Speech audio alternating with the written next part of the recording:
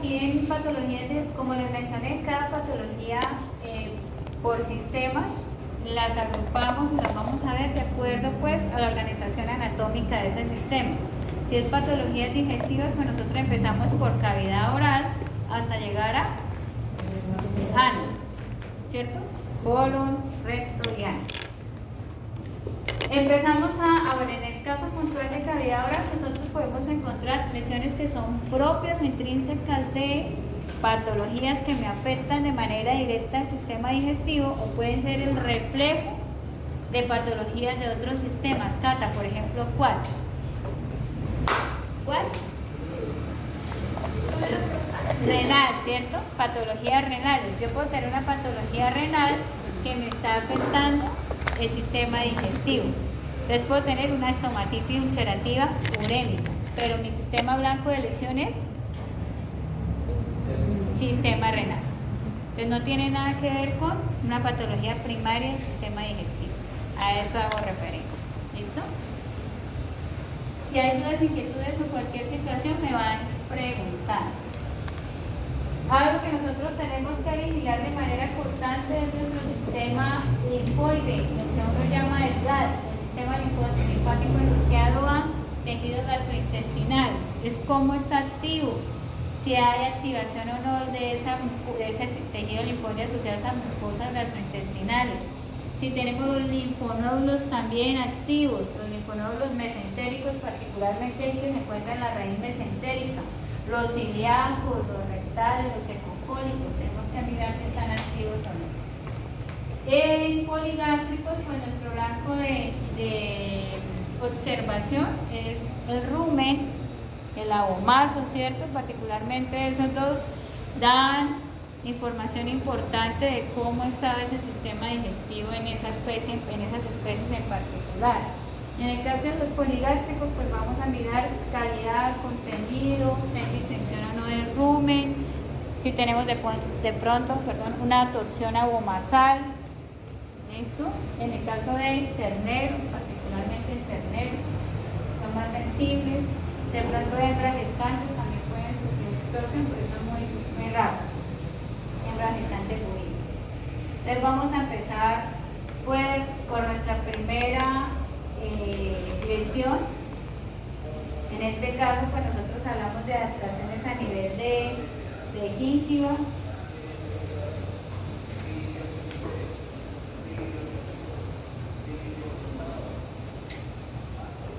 Son 33 y hay 27 inscritos. ¿Qué pasó con los otros 6? Faltan 6 estudiantes. ¿Por qué mencionamos aquí hiperplasia gingival? ¿Cuál sería acá el proceso de lesión? Vamos a hablar acá con mi amigo.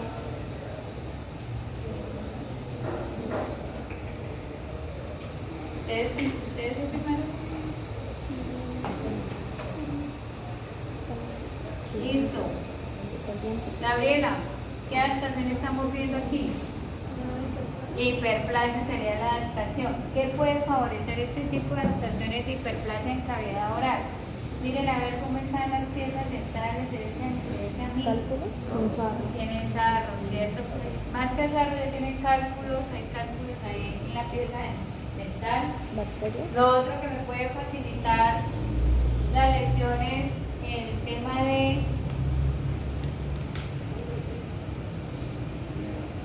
la mordida, ¿no?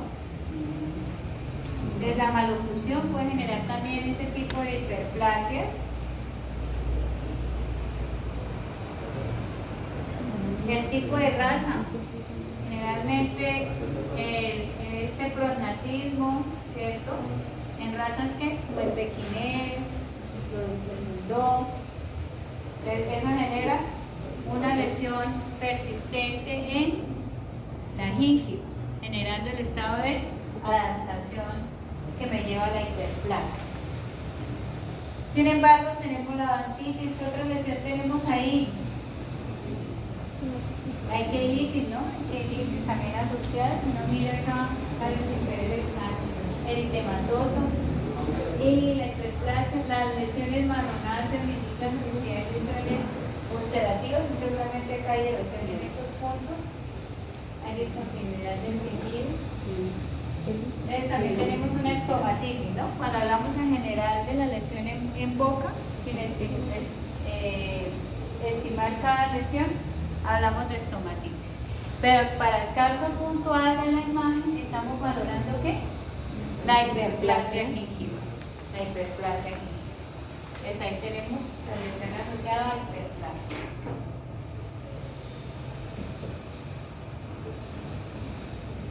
Patologías de tipo neoplásico. Entonces, en las neoplasias, ¿qué adaptaciones tenemos?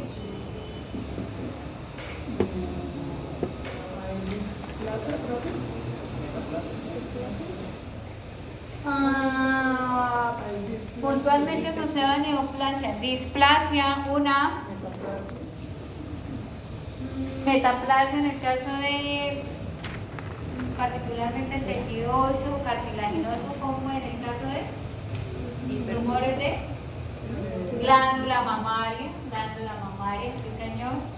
Además de la displasia, ¿qué otra alteración en adaptación tenemos? La hiperplasia, que es una hiperplasia que es maligna. ¿Por qué? Porque es anaplásica, es indiferenciada, ¿cierto? Anaplasia significa indiferenciación. ¿Qué se está viendo ahí? ¿Me está viendo ahí?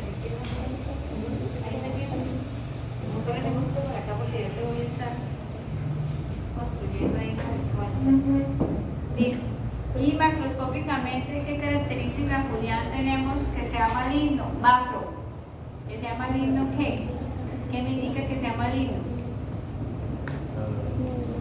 Que infiltre. Recuerden que los tumores benignos generalmente están localizados, no atraviesan la lámina basal, pero los tumores que son infiltrativos generalmente tienen una connotación maligna. De nosotros, de tumores en cavidad oral, ¿cuál fue el que vimos de cavidad oral que es maligno? Ejemplos de tumores orales en adaptaciones con hiperplasia del tipo displásico y anaplásico maligno. ¿Cuáles vimos? Andrés. Melanomas y carcinomas. Melanomas y carcinomas. Muy bien, María. Carcinomas y melanomas. El carcinoma escamoso. Lo que está proliferando ahí, ¿qué es? Aquí en estas celulitas, ¿qué están proliferando aquí? Muchas células escamosas, ¿cierto? Las células escamosas son fáciles de identificar porque tienen esa morfología como de ojito, o le llaman células espinosas. Y alrededor de cada celulita se ven como unas estructuras, emiten como unos bracitos, yo no sé si las alcanzan a ver ahí. Son puentes intercelulares, son uniones entre célula y célula. Estas células. Estos bracitos que se ven ahí, se ven como unas proyecciones bien delgaditas. Saúl, ¿por qué no te haces acá?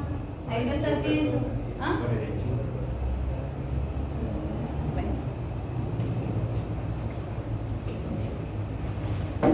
Listo. Y miremos en la histopatología por qué Julián es infiltrativo. Mira, macro, ahí está invadiendo hueso maxilar inferior de la mandíbula y está en las dos áreas mandibulares, tanto la derecha como la izquierda. Está infiltrando. Y miren micro cómo se ve. El crecimiento proyecta, ¿cierto? Esa proliferación celular hacia el interior del tejido conectivo. Entonces podemos tener un carcinoma de células escamosas como diferencial acá, es un diagnóstico. Y algo que también tenemos acá, ya sé que la única de pronto sí trajo marcadores que no alcancé a ver, no marcadores en el programa. Sí. ¿No tiene? Iba el marcador borrable, ¿no? Y el otro que tenemos es el acantoma. El acantoma es un diferencial para esta lesión. Ya les escribo acá.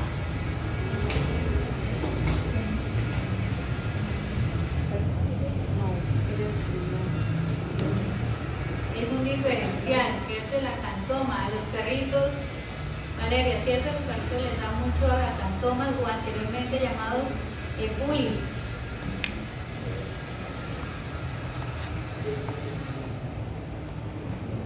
Y nuestro diagnóstico para este caso es un carcinoma de células escamosas diferencial acantoma meloblástico, es uno de los diferenciales, el acantoma meloblástico maligno. Y el diagnóstico primario por la lesión histopatológica es un carcinoma de células escamosas. ¿En dónde veíamos los carcinomas? ¿En qué especie? ¿Ya están todos? 33 deben estar acá. En felino.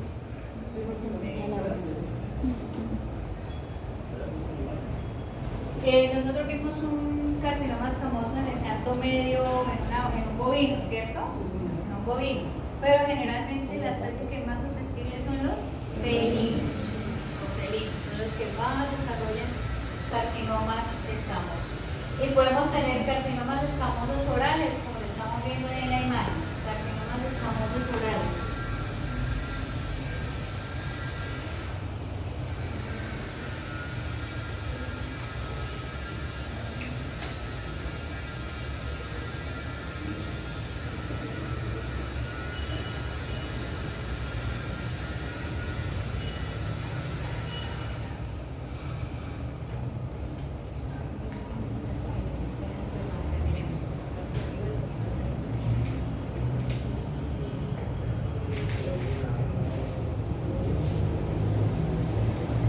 Listo. Ya hablamos de lo que es sarro, placa, cálculos, es muy común, sobre todo en caninos por el tema de la alimentación mixta. Si no tenemos la costumbre de darles juguetes o alimentos que sean abrasivos para que ellos puedan de manera, digamos que en su ejercicio, porque ellos en su vida libre pues sí lo hacen, de estar haciendo limpieza de la superficie dentaria, pues son los que más sufren de enfermedades periodontales, los caninos, los animales de compañía particularmente son los más sensibles a este tipo de lesiones. A veces tenemos lesión infundibular, es decir, hay retracción de la encía, se afecta el infundíbulo y podemos generar abscesos también a nivel de la gíngiva.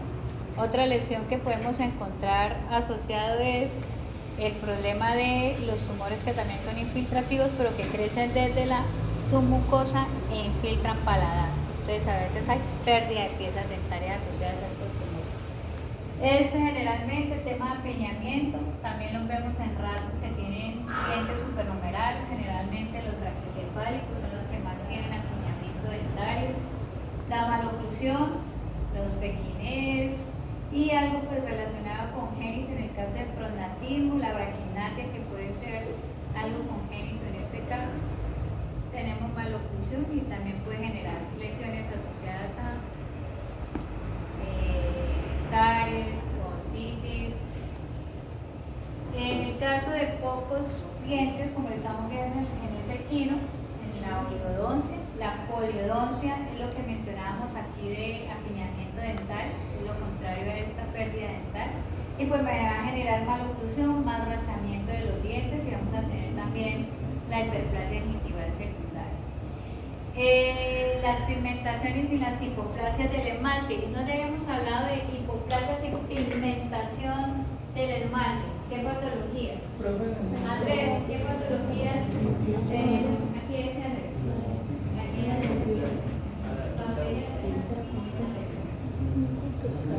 ¿Qué patologías tenemos pigmentación de las piezas dentarias? Oxitetracitina, ¿cierto? Oxitetracitina, la bilirrubina y la química, no la pieza dentaria. Oxitetrapigmentos como la oxitetracitina, pues es medicamentoso, es de tipo iatrogénico. ¿Y qué patología infecciosa también puede generar esta pigmentación marronácea con hipoplasia del esmalte? Distemper, ¿cierto? O moquillo canino. ¿Cuál es el agente infeccioso? Morbillitis. Ahí tenemos lesión de recubrimiento del esmalte, hipoplasia del esmalte, pigmentación y tenemos entonces la odontitis asociada, que es sensibilidad dental. La enfermedad del diente rosado estaría ahí. Aquí realmente no les tengo todas las patologías ahí, pero tendríamos la enfermedad del diente rosado. ¿Qué es la enfermedad del diente rosado? Douglas, ¿qué recuerdas de la enfermedad del diente rosado? Porfirina. No se entiende, ¿cómo?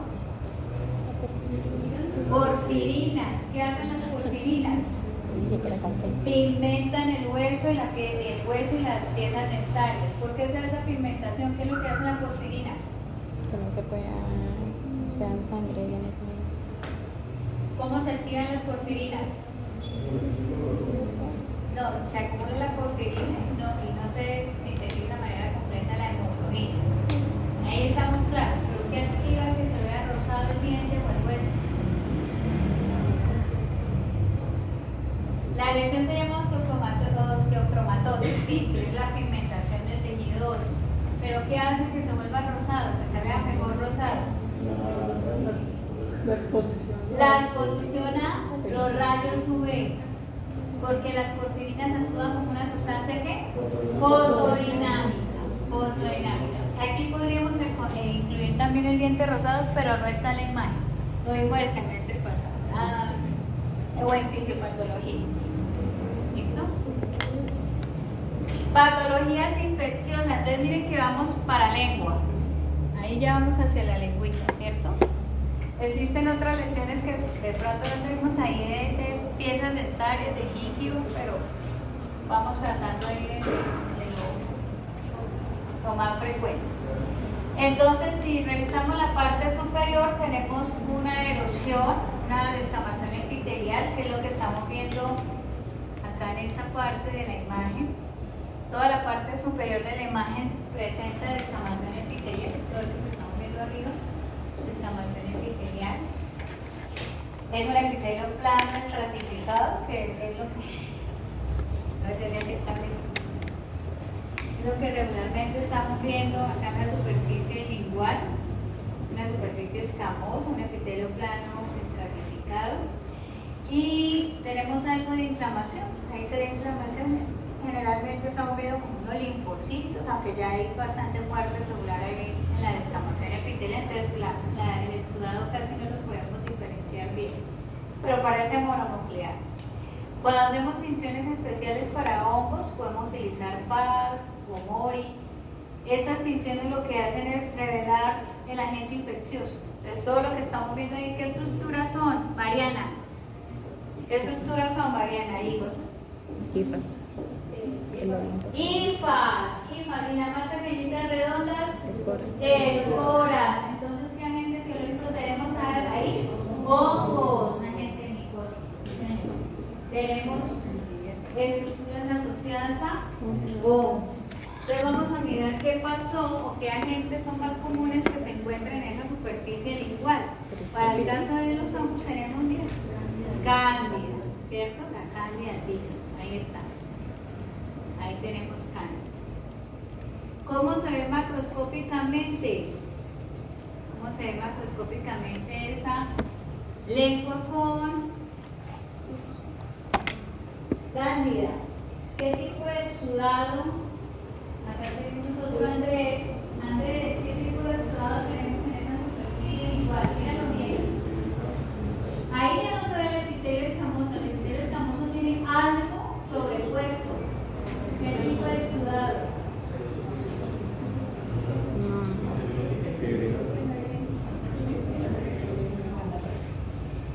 Si yo pinzo la parte donde tengo el recubrimiento y lo retiro, a ver, Manuelito, ¿qué exudado es? Fibrinoso. Es fibrinoso, muy bien. Miren, fibrinoso. Un exudado de características fibrinosas. ¿Cómo que otro nombre recibe, Manuel? Este tipo de recubrimiento con exudado fibrinoso que cuando lo pinzo se puede desprender. Pseudomembranoso. Muy bien, pseudomembranoso. Y retiramos y nos queda la úlcera debajo. Eso está, como dicen las abuelitas, eso está cicatrizando el falso. ¿No? ¿Cómo es que ellas dicen? Pero dicen algo así. ¿Cierto? Es una falsa cicatrización o reparación en este caso. La lesión, el agente primario es la cándida albicans. La cándida aquí es el hongo. Entonces, así lo que estamos viendo son cándidas. Y digamos que él es saprófito, un animal inmunosuprimido, ella prolifera y hace la lesión.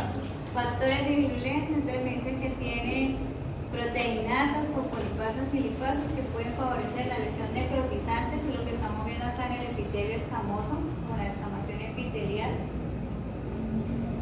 Ahí tenemos los factores de virulencia, patogenicidad. Y me hacen esa, ¿cuál sería el diagnóstico, Ivonne, para esta lesión? Macro y micro, ¿cuál sería el diagnóstico? Una glositis pseudomembranosa, ¿cierto? De origen micótico.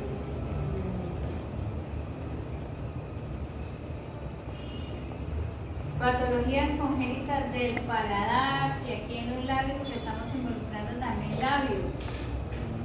Tenemos la hendidura palatina completa, es total. Hendidura palatina completa, tanto paladar duro como blando afectado. Y tenemos ya en la parte superior el labio, también con la hendidura labial. Entonces hablamos de palatosquisis y queilosquisis.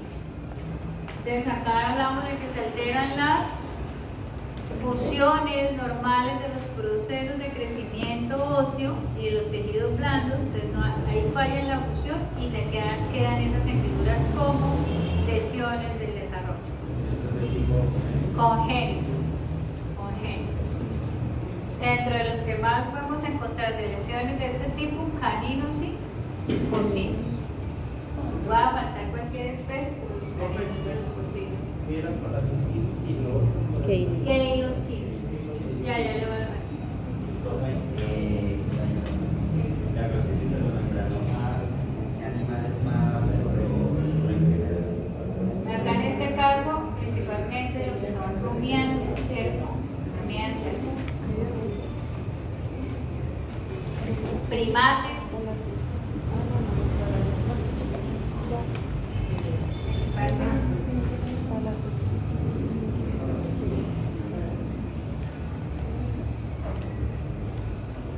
Ellos son los que mencionan, pues, el caso particular de un équido. Pero puede afectar cualquier especie, pero principalmente a rumiantes. Ahí el ejemplo era un ternero. Un equipo. Cálculos, en este caso cianolitos, que son cálculos en glándulas salivales. Nosotros vemos estas patologías comúnmente en caninos, ahí estamos ejemplificando un cianolito. ¿Qué encontramos? La piedra en lo que son los conductos de excreción de las glándulas. Tenemos el edema facial, la tumefacción facial es lo que uno encuentra en la clínica.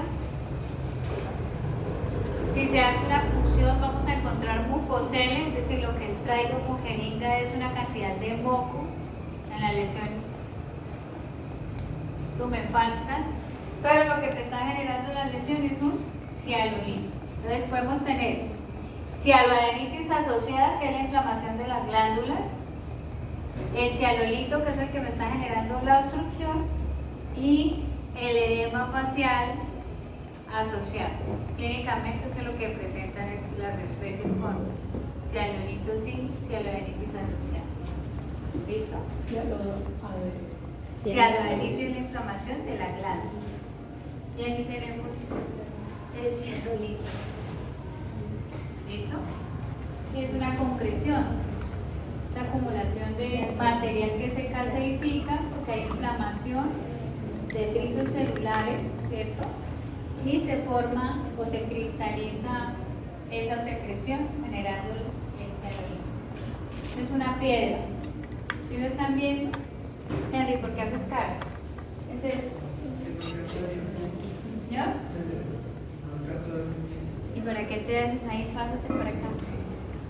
Bueno, de esos son los que se hacen tus manos. Lo otro que vamos a encontrar también asociado a glándulas salivares son las dilataciones quísticas.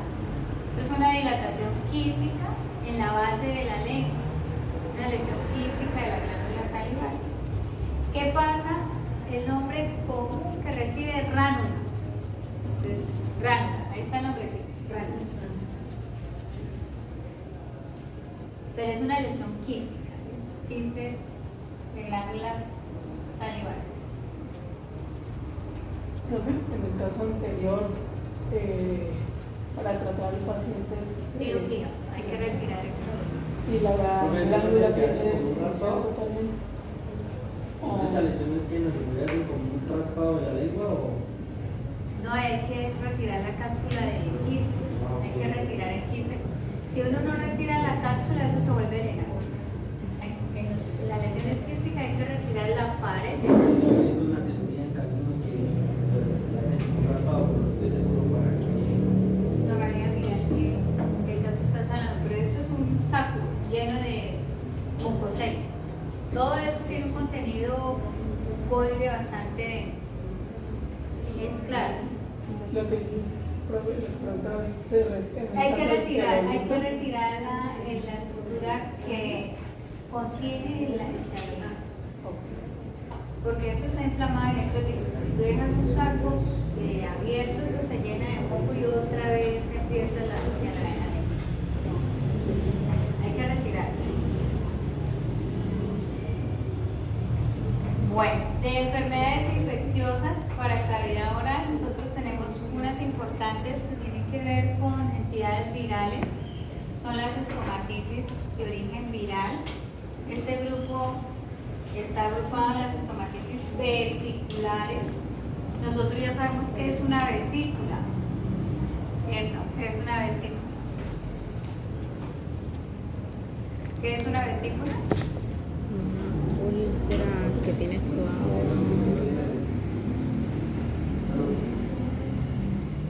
A ver, María, quiere hablar María.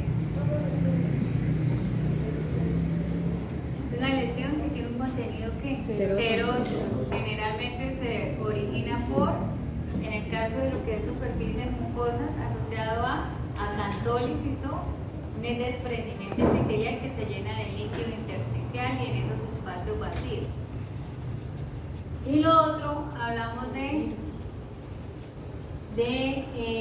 lesiones principalmente en lo que es mucosa oral, cavidad, lo que es espacio palatino, gingiva, lo que es mucosa nasal. Esta estomatitis afecta en la mucosa nasal también, labios y puede afectar esófago, en el caso de rumiantes, rumen, retículo y omaso. Si uno mira común, ¿cuál es el epitelio de recubrimiento de esas estructuras que les acabé de mencionar? ¿Cuál es el epitelio de recubrimiento?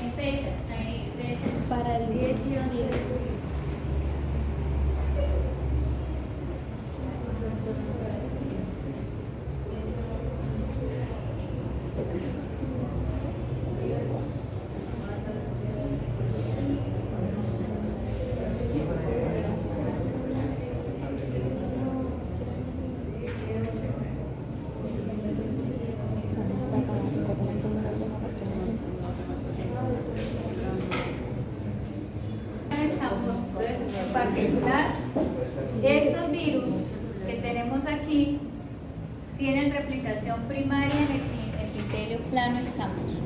De los mecanismos de lesión, en particular de estos virus, es replicarse en el epitelio plano escamoso.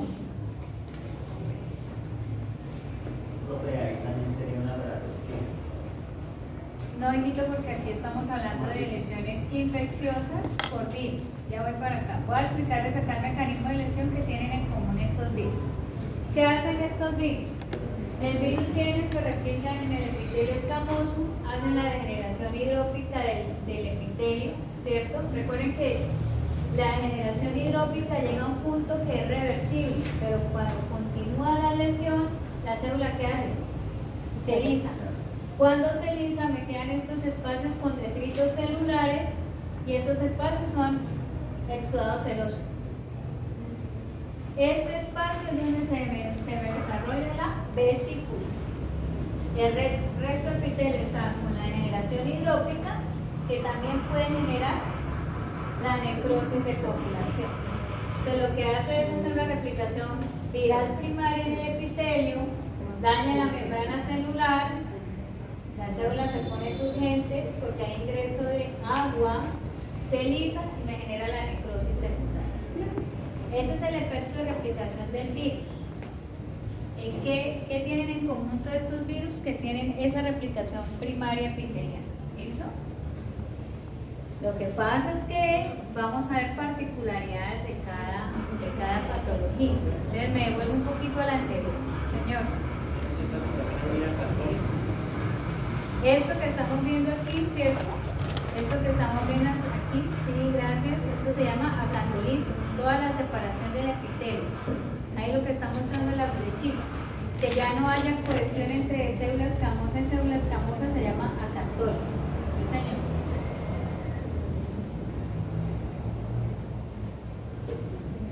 Listo. Entonces vamos a hablar de cada uno. El primero que tenemos acá es fiebre aftosa. ¿Qué tenemos de fiebre aftosa? Importante, está entre la lista de la OIE, ¿cierto? Una enfermedad de operación obligatoria. Colombia entonces goza de somos libres con vacuna. Importante porque es una enfermedad que limita todo lo que son los procesos de exportación de carne de los países positivos a fiebre aftosa. Tenemos una condición problemática que es límites con Venezuela. No hacen una caracterización ni vigilancia epidemiológica pues, importante para fiebre aftosa. Pues tenemos ahí una limitante, pero tratamos de ser juiciosos con vigilancia epidemiológica. De fiebre aftosa, entonces siempre les he hablado que es un aftovirus. Pertenece entonces a los picornavirus. El aftovirus en este caso es diferente a lo que acabamos de mencionar. Él puede ser un virus sistémico, además de generar esas lesiones ulcerativas y vesiculares en cavidad oral y sistema digestivo, incluyendo preestómagos. Él puede ser un virus sistémico.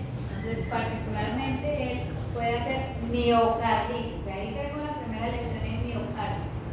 Aftovirus hace miocarditis. ¿Listo? Ya lo habíamos hablado. Fiebre aftosa me puede hacer miocarditis. Especies susceptibles para la miocarditis los porcinos. Bastante susceptibles. ¿Qué animales afectan? Los ungulados, es decir, los de pezuña anguila, ¿cierto? Pezuña anguila son los afectados. Luego, nuestro siguiente diferencial es la estomatitis vesicular.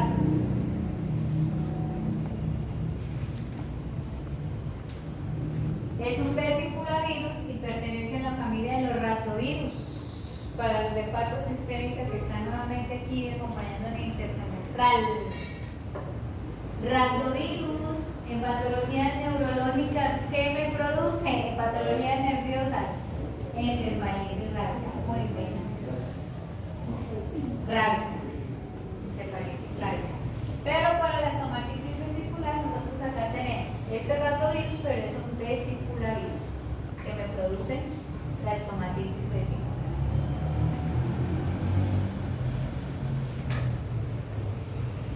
es diferencial de fiebre aftosa, ¿cierto? De la primera que estábamos mencionando.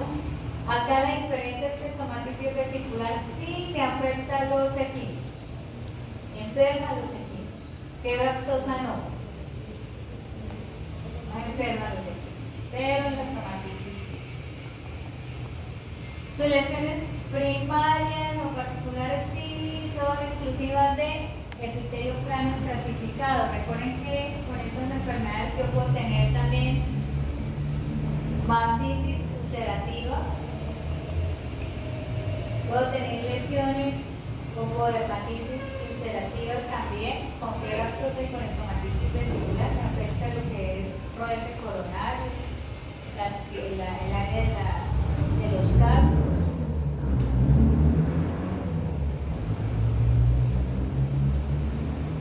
El exantema vesicular del cerdo y la enfermedad vesicular del cerdo, pues ¿a qué especie en particular está afectando? A los porcinos, ¿cierto? A los porcinos. Por ahí ustedes pueden escuchar que la estomatitis vesicular afecta también el de arriba, el primero que estábamos hablando, el segundo que estamos hablando, que me afecta que los leones marinos. Y se ha encontrado en algunos peces, el segundo. Pero lo que es el exantema vesicular del cerdo y la enfermedad vesicular del cerdo, asociado a los vesivirus y a los enterovirus, afecta particularmente los porcinos. Incidencia, frecuencia o prevalencia de la enfermedad baja, muy baja. Realmente la casuística del siempre les he dicho es casi nula. El cerdo debemos diferenciar entre exantema vesicular y la enfermedad vesicular de los cerdos con fiebre aftosa, particularmente con fiebre aftosa. ¿Ahí se diferencia, profe, por todas las preguntas o...? Sí, se hace de listas competitivos, principalmente, y inmunodeficiencia también. Guanamiento viral. Profe, Están las lesiones costrosas, la lesión de la estructura de la vesícula. Uno toma la capa de la vesícula y se puede llevar a guanamiento viral. dijo, profe, enfermedad vesicular del cerdo y la otra. El exantema. Eso. Calicivirus y enterovirus. Y les mencionaba que son enfermedades muy limitadas a los porcinos y que realmente el cuadro de incidencia es bastante bajo. Un diferencial que tenemos en la imagen para fiebre aftosa y estomatitis vesicular es diarrea viral bovina o la enfermedad de las mucosas. ¿Qué estamos viendo en esa imagen? Pequeñas úlceras. Ustedes notan en la imagen lo característico que tenemos son lesiones ulcerativas. Vean, por comer en los salones llegan las cucarachas. No coman en los salones. Lesiones ulcerativas. Las lesiones pueden tener diferentes diámetros, ¿cierto? Pueden ser lesiones muy superficiales, casi imperceptibles, o lesiones en bajo relieve que ya son perceptibles. Miren que hay unas que no se alcanzan a diferenciar muy bien, pero tenemos la lesión ya cóncava, con pérdida de recubrimiento de la mucosa. Entonces tenemos ahí diarrea viral bovina. Este pestivirus de la familia de los flavovirus, tenemos entonces dos importantes, digamos que tipificaciones de esta enfermedad. Tenemos todo el cuadro de enfermedad de las mucosas, que es estas estomatitis ulcerativas, la enfermedad de diarrea viral bovina, que es el cuadro de diarreas con los procesos abortivos. Entonces aquí vamos a tener diarrea viral bovina asociado también a lluvia de abortos en canal. Y tenemos en diarrea viral bovina otro que no es muy frecuente, que son las patologías congénitas. El semestre pasado les mostré en fisio unos videos de ataxia, asociado a ataxia cerebelosa por diarrea viral bovina. Unos videos que el ternero tenía orejitas de perrito, el pelo, la distribución del pelo era irregular, había aparente hidrocefalia y no, mi y antes no se ponían pelo, asociado a ataxia por diarrea viral bovina por hipoplasia cerebelosa. Pues ahí les había mostrado un videito asociado. Entonces, de diarrea viral bovina, este amigo tiene 2 mecanismos de lesión. Vamos a mirar las características etiológicas. Es un virus citopático. Aquí dice virus citopático y no citopático. Pues virus tiene esas 2 características o biotipos del virus. Es citopático. ¿Qué pasa con el no citopático? Inútero, aquí donde dice inútero, me produce algo que es hembra gestante positiva, feto positivo y me genera un persistentemente infectado. Los abortos dependen del tiempo de transmisión inútero. Generalmente, si son en edades muy tempranas de la gestación, puede generar la hipoplasia, el aborto, la infertilidad. Ya después, cuando hay tolerancia inmunológica, genera el individuo persistentemente infectado. ¿Sí? En ese individuo que nace con el virus, pero que nace con el virus no citopático, con el biotipo no citopático, es un individuo que distribuye la enfermedad al átomo. Él es el diseminador, es el portador subclínico. O sea, la madre no, es el... Ella también. Porque ya la pasa al feto. Ella también. Lo que pasa es que estamos hablando de la condición de la transmisión vertical. Sí, también. Ella es diseminadora. Pero es cuando estamos hablando de esta condición de un individuo PI, persistentemente infectado, que su transmisión es inútil. Pero, o sea, sería como asintomático. Él no sufre síntomas, pero los transmite. No, pero transmite el virus. ¿Qué pasa? Entonces ahí viene muy seguramente, Manuel, ¿cierto? La pregunta que estás haciendo es el individuo que la hembra positiva fue una PI, es una PI, una persistentemente infectada, porque nunca presentó sintomatología. Entonces ella tiene la condición de ser PI también. Generalmente pasa eso en la epidemiología de la enfermedad. Pero están preguntando, ¿qué pasa con ese persistentemente infectado cuando se vuelve clínico? Yo puedo tener un persistentemente infectado que muta la cepa no citopática, que es la que no me produce lesión, a la cepa que es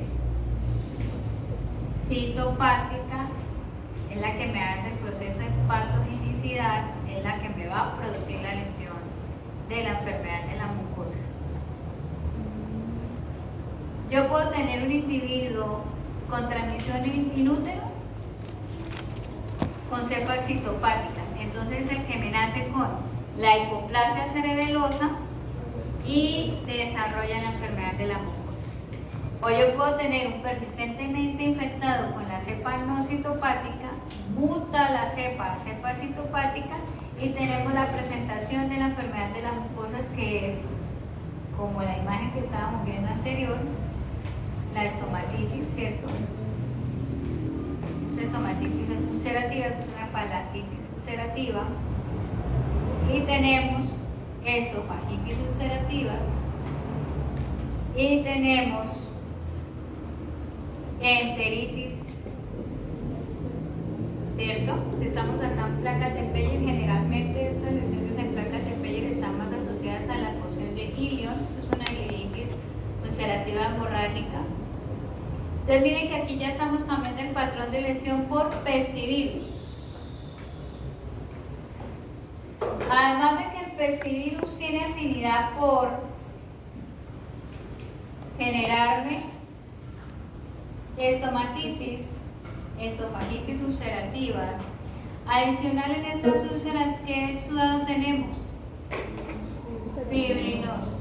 Luego se me vuelve una pseudomembrana. Esa es la lesión primaria que explicamos para todos los virus que me producen las lesiones vesiculares. ¿Listo? Pero a diferencia de este pestivirus, él tiene afinidad por agregado linfoides. Entonces viene y se me replica en linfocitos. y me hace necrosis de placas de Peyerl. ¿Listo? Segundo mecanismo de acción, ¿de quién estamos hablando, Saúl? ¿De cuál agente? Pestivirus. ¿De qué enfermedad? Ok. Y esto me lo están haciendo que cepas, las que me producen lesión, citopáticas. Le gusta replicarse en agregados linfoides de placas de Peyerl. Vea la lesión que hacen placas de Peyerl. Esto puede ser, lo pueden diagnosticar como enteritis, ¿cierto? Es ulcerativa necrotizante, o ileitis necrotizante. Y es hemorrágica, porque ahí tiene petequias también esa mucosa, ¿cierto? Muchas petequias asociadas. Miremos esta lesión en colon. Este es en otro poligástrico también. Aquí tenemos, está diciendo que es un bisón. Esta es una colitis. Esta misma lesión la vemos en bovinos. Colitis ulcerativas por el mismo agente. ¿Qué tenemos ahí? Placas de Peyerl, señor. Ahí diríamos en la ileitis necrotizante. En la de arriba. Exacto. Sí. Ahí es ulcerativo. Listo, eso es una úlcera. Es que tiene necrosis, todo lo rojizo llaman necrosis y lo amarillento es el exudado fibrinoso. O sea, ileitis necrotizante ulcerativo. Si lo quieres necrotizante, ya estás diciendo que es ulcerativo. Si lo quieres dejar ulcerativo es hemorrágica, así lo podemos incluir porque hay petequias. ¿Qué tipo de estudio hay? Acá entonces fíjense la lesión, es una lesión también en bajo relieve, cortes elevados hemorrágicos. La base de la lesión es una lesión ulcerativa. Generalmente cuando hablamos de virus, ¿qué tipo de necrosis vamos a encontrar? De coagulación, aquí se está afectando también el GALT. ¿Recuerdan el GALT que hablamos inicialmente? Ese agregado linfoide en colon se está afectando en necrosis de los linfocitos en esta zona. También me está generando esas úlceras en forma de botón. El exudado que nosotros vamos a encontrar acá, entonces generalmente si uno agudiza la lesión, tenemos también pseudomembrana, ¿no? Hay exudado fibrinoso. Hay exudado fibrinoso. Como es un virus, nuestro predominio, si hablamos de leucocitos inflamatorios, ¿cuál es? ¿Cuál es el leucocito que predomina acá? Linfocitos. Linfocitos. Además que el virus tiene tropismo por generar necrosis de los linfocitos. Linfocitos. Pero macro, hablamos del exudado fibrinoso, ¿cierto? Un exudado fibrinoso y es necrotizante, es hemorrágico, los poros son elevados, una necrosis ya hemorrágica. ¿Por qué se ve así como toda brillante? Recordemos que estamos hablando de mucosa intestinal. Hablaríamos de la mucosa. Ese es en colon. Mucosa. ¿Listo? Acá adicional hay algo que debemos recordar dentro del mecanismo de lesión de este pestivirus, es que además de que genera necrosis del epitelio plano escamoso, tiene tropismo con linfocitos generando necrosis, hay un tercer mecanismo de lesión. Dice, ¿lo recuerdas? Tercer mecanismo de lesión de pestivirus. Las vasculitis. Vasculitis. Es un virus que produce vasculitis. Tercer mecanismo de lesión, vasculitis. Y sabemos que con los procesos de vasculitis, pues nosotros tenemos en la submucosa inflamación perivascular, es de tipo mononuclear también, linfoplasmocitaria. ¿Qué pasa? ¿Quieren descanso? Infiltrado perivascular mononuclear, y esa vasculitis en la submucosa, ¿cuál sería el patomecanismo de lesión si tenemos vasculitis en la submucosa? En los terneros que les digo que nacen con el virus sintomático y tienen esas lesiones en piel, es porque hay dermatitis por la vasculitis. ¿Qué me produce una vasculitis en la submucosa del tracto gastrointestinal? Piensen bien la respuesta, si hay inflamación perivascular y vascular mononuclear. ¿Qué hace la inflamación perivascular? ¿Qué le hace a ese vaso? Hay reducción de la perfusión tisular y si hay reducción en la submucosa del riego sanguíneo que le está haciendo a la mucosa. Hay hipoxemia, hay isquemia y hay necrosis secundaria de la mucosa. Por eso también hay enteritis También se puede generar trombos. con la vasculitis asociada. Debe ser muy severa la lesión vascular, ¿cierto? Para las trombos. Las 3 lesiones de replicación primaria en epitelio escamoso, tropismo por agregados linfoides, particularmente del GALT, y vasculitis. ¿Listo? La lesión primaria en epitelio plano escamoso. Esta, miren, ahí están las imágenes. Plano escamoso, el GALT y las vasculitis que pueden estar asociadas también a estas lesiones de mucosa intestinal.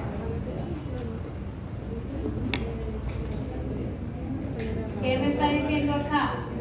¿Cómo diagnosticamos esta lesión? ¿Cómo la diagnosticamos? Hipoplasia cerebelosa, ¿cierto? Una hipoplasia cerebelosa. ¿Qué es lo que me hace el virus aquí? ¿Qué me hace el virus aquí? Como que ya todos tienen las imágenes, ¿cierto?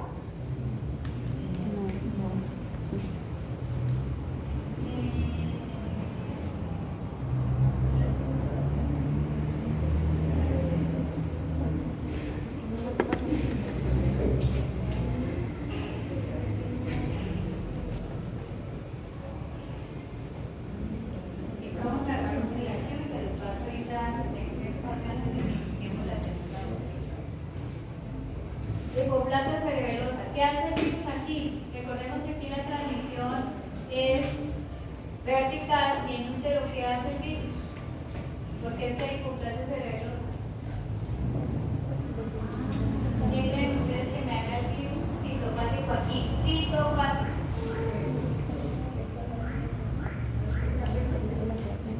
Se replica en las capas moleculares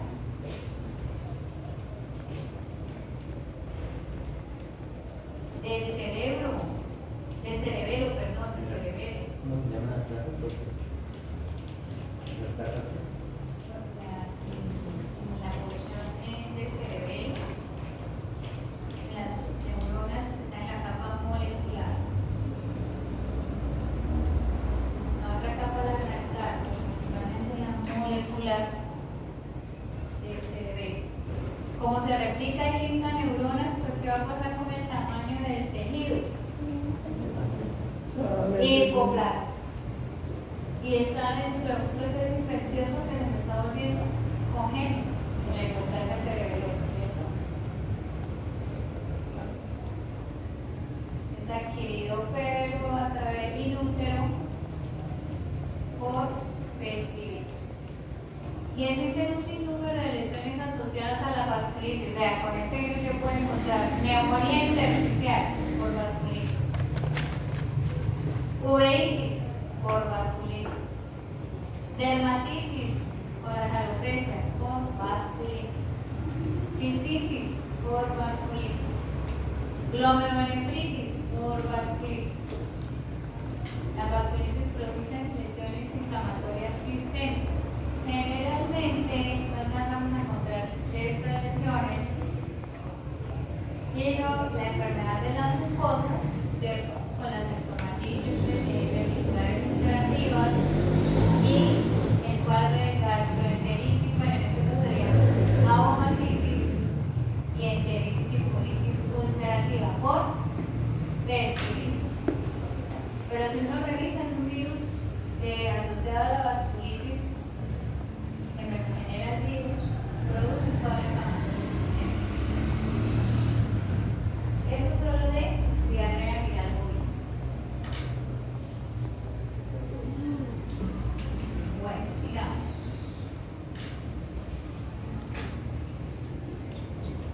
Hipoplasia cerebelosa, capa molecular, replicación primaria.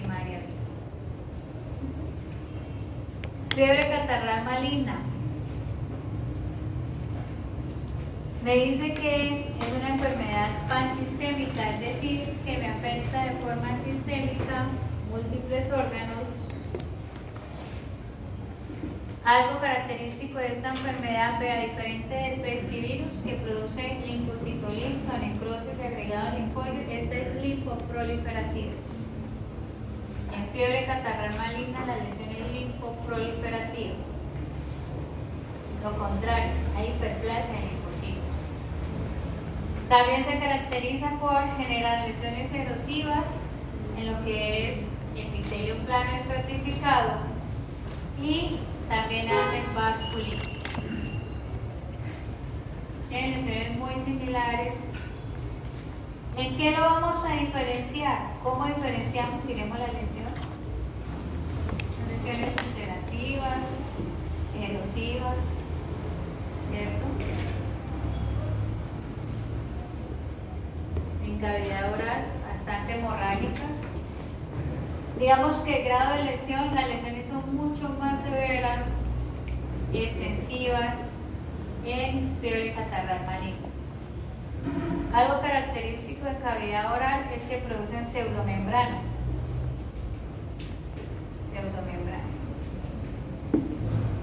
Forma de transmisión, acá hay un histórico, bueno, me dice que es un ADN de doble cadena, que es un herpes virus, pero miremos qué características tiene la fiebre catarral maligna que está en nuestro país.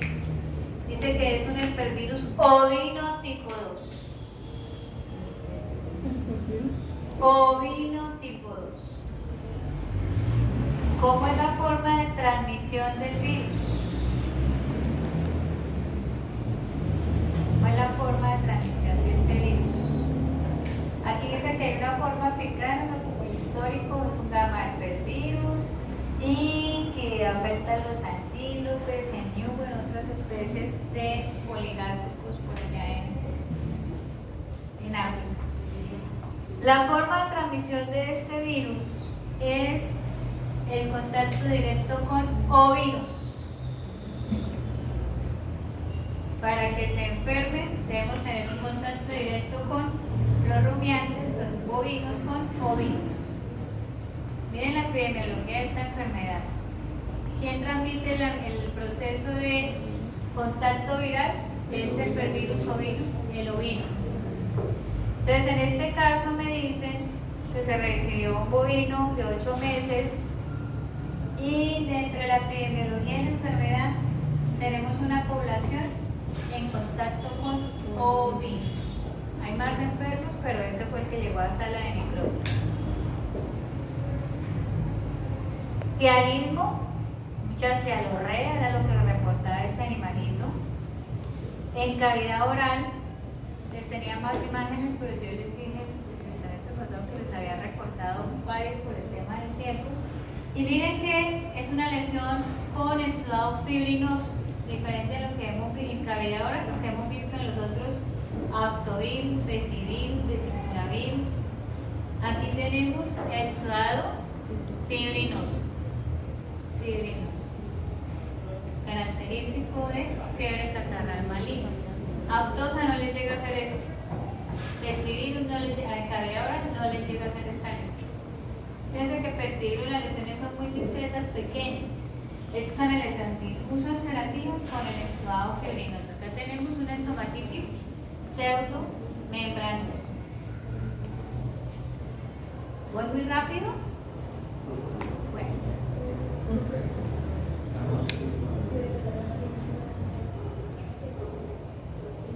¿Estamos todavía con fiebre catarral? Sí.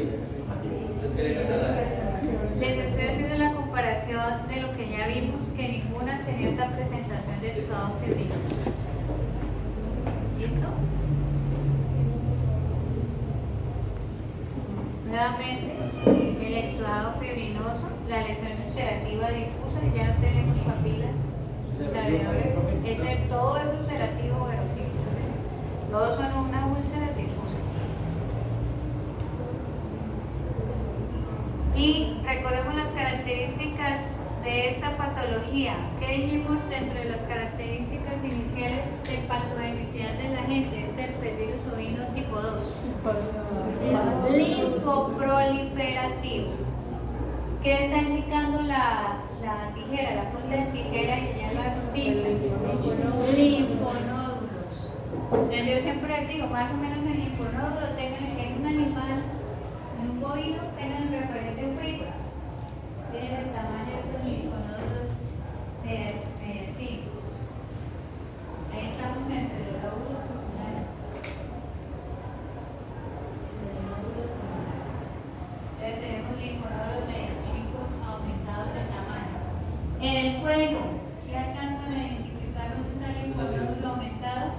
Lado derecho, y lado derecho de estructura amarilla doblada. Abajo, donde están los dedos, ahí los guantes.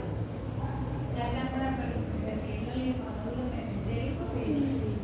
Se ven grandes, aumentados de tamaño. Lo después. Acá se ve.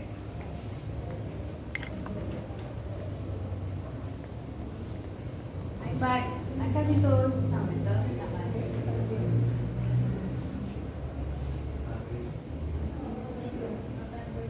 Pero sí es. Linfonódulos mesentéricos. Y tenemos acá los preescapulares aumentados de tamaño grande, muy grande, casi 10 veces el tamaño del linfonódulo. Ahí está.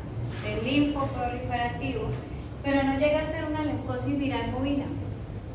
¿Se recuerdan qué lesiones observamos de leucosis viral bovina? Una en particular que observamos en hiperplasias de tipo maligno. Había puesto un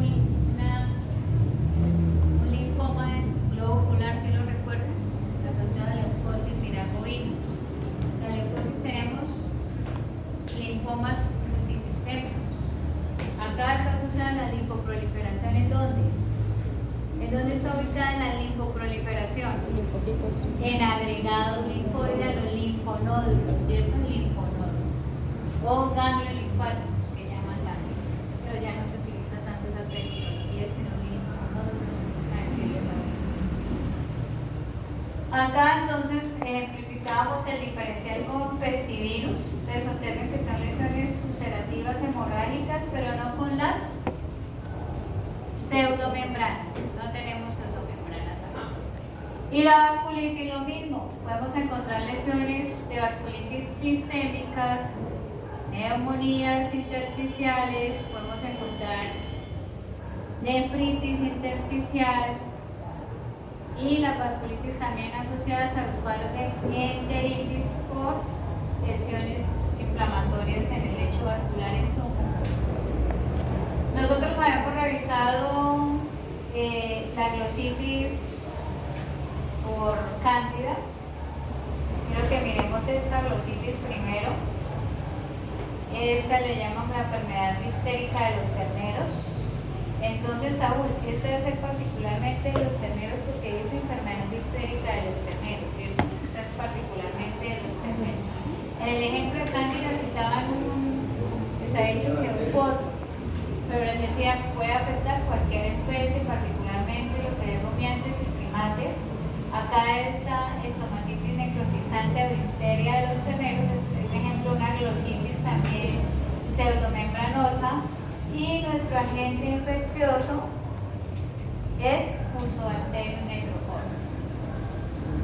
¿Cómo se transmite esta bacteria de la prolificación? Él es ubicuo en lo que es orofaringe, ¿cierto? Generalmente un proceso de inmunosupresión y es activa. En casco lo podemos encontrar asociado a humedad.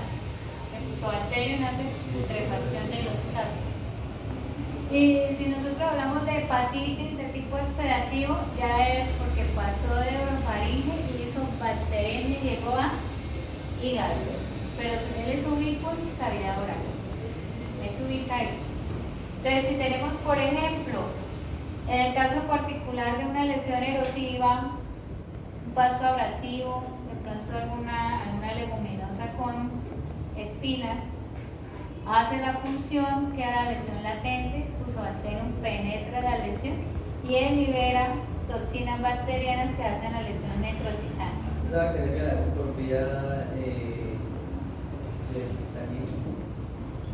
Sí, pero en hígado, eso es en hígado. La lesión, te estoy explicando la primera pregunta que me hiciste para la lesión acá en lengua, ¿sí? Un proceso primario abrasivo, entonces hay cortopunción, digámoslo así. Hay una lesión de continuidad y Fusobacterium hace una contaminación ahí en el sitio punzante de la lesión primaria. Lo otro que te dije, la bacteremia, es cuando hay hepatitis ulcerativa. Esto es en lengua solamente. Lesión primaria por toxinas directamente ahí en la mucosa lingual. Y también hay amigdalitis y tonsilitis necrotizantes asociadas, pero por las toxinas en el sitio primario. La bacteriemia es en hígado. ¿Listo? Que eso las ejemplificamos en lesiones asociadas a necrosis de licuefacción, ¿sí? Necrosis licuefactivas. En hepatitis necrotizantes con necrosis de licuefacción. En fisiopatología. Ahí mencionamos al Fusobacterium. Las lesiones ingresa la gente por vías sanguíneas. Aquí es localizada la lesión. Glositis entonces también siendo membranosas, debemos diferenciarlas de cándida. Cándida son muy similares, si uno mira la lesión es bastante similar. ¿Qué hago? Hago una impronta, hago un gran, hago un PAS y miro si encuentro ¿qué? Bacterias o encuentro hongos.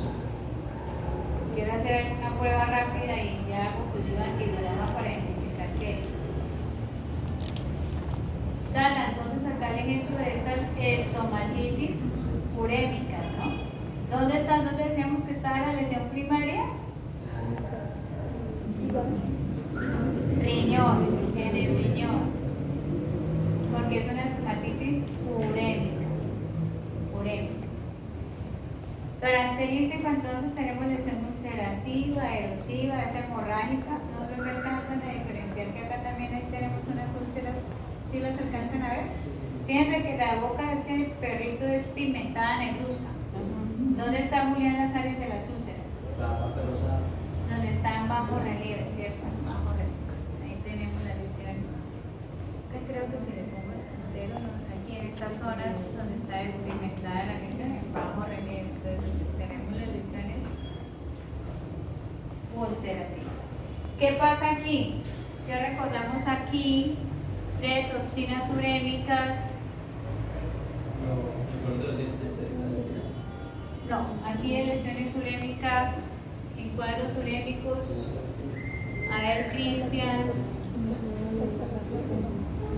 Manuelito, Steven, lesiones urémicas. ¿Cómo se producen las lesiones urémicas?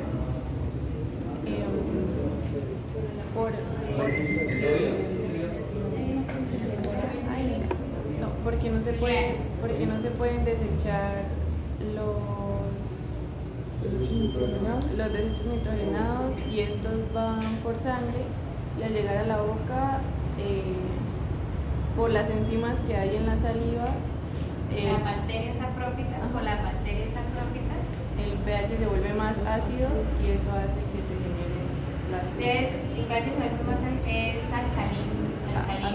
Entonces tenemos bacterias positivas ureasas, toman la urea, me la convierten en amoníaco. Como mencionó Juliana, todos los desechos nitrogenados están circulando en sangre, llegan a capilares acá de cavidad oral. Las bacterias saprófitas toman esos desechos nitrogenados, ureasa positiva, ¿cierto? Toma la urea, me la convierte en amonio y el amoníaco se me vuelve una sustancia que irrita el tejido. Entonces se da la lesión necrotizante por los desechos nitrogenados. Eso es un mecanismo de lesión. El otro mecanismo de lesión en un cuadro urémico es que nosotros tenemos un evento de hipercalcemia con calcificación metastásica del lecho vascular y eso genera calcificación de la media de los vasos, daña la perfusión tisular de la mucosa y se da una lesión ulcerativa por isquemia. También puede ser un segundo mecanismo de lesión asociado a cuadro urémico. ¿Listo? Otro mecanismo. Entonces acá tenemos estomatitis urémicas, son ulcerativas asociadas. Nosotros estos dos casitos los habíamos trabajado en fisiopatología para hablar de exudados. Y el primero que tenemos acá es el granuloma, es el complejo eosinofílico felino, y de ese complejo eosinofílico tenemos el granuloma eosinofílico, o lo que uno llama úlcera indolente. Claro que este tiene dos, miremos acá, esto tiene las dos casos, tiene el granuloma y tiene la úlcera indolente. Si ustedes ven acá se pierde epitelio, se pierde mucosa. Y si ustedes ven en esta lesión, ¿cómo está el labio? Aumentado de tamaño, está tumefacto. Entonces acá, granuloma eosinofílico, ¿cierto? Que así se diagnostica, y la úlcera indolente. ¿Qué características en exudado tienen estas lesiones? ¿Qué célula predomina en el exudado de este complejo eosinofílico felino? Los eosinófilos, ¿cierto? Los eosinófilos. Si lo que queremos diagnosticar, podemos hablar de complejo eosinofílico felino. Las lesiones son de la enfermedad, ese es el diagnóstico de la enfermedad, y hablamos de granuloma eosinofílico y úlcera indolente. ¿Listo? Las dos tienen primario de lesión, exudado de eosinófilos. Esta amiga también la hemos trabajado en fisio para caracterizar tipos de exudados. Y yo les digo, lo que no se ve, que no tienen exudado supurativo, el predominio que sugerimos es linfoplasmocitario, muy bien. Profe, una pregunta. De la imagen anterior, un agente etiológico. Bueno, de la imagen anterior nosotros, ¿qué mencionábamos del complejo eosinofílico felino? De este granuloma y de la úlcera indolente, del granuloma y esa úlcera indolente. Alergenos.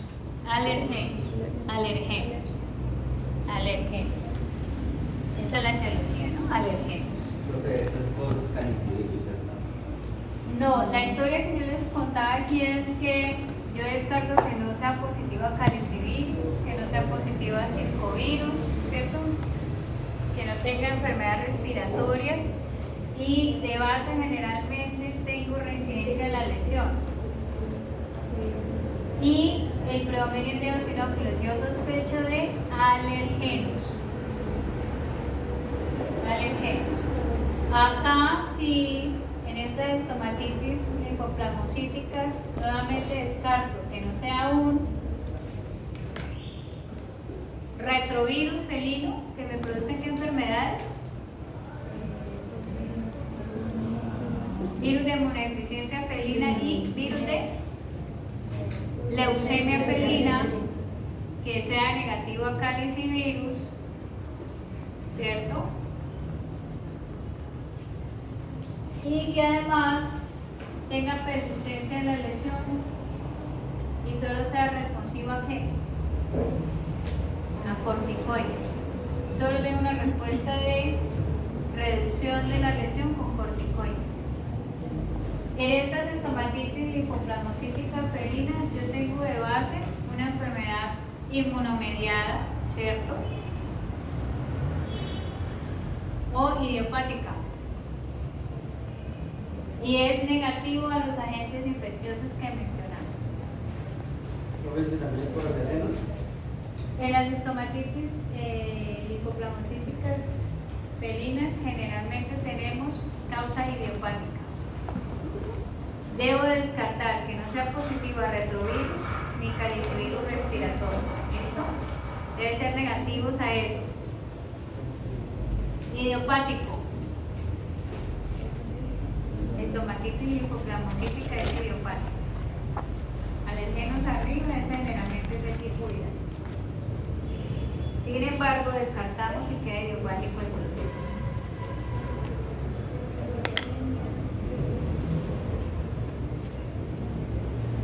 Listo, continuamos. ¿En dónde estamos?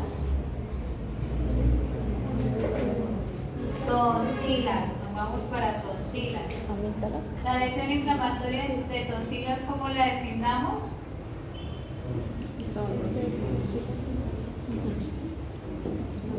Tonsilitis o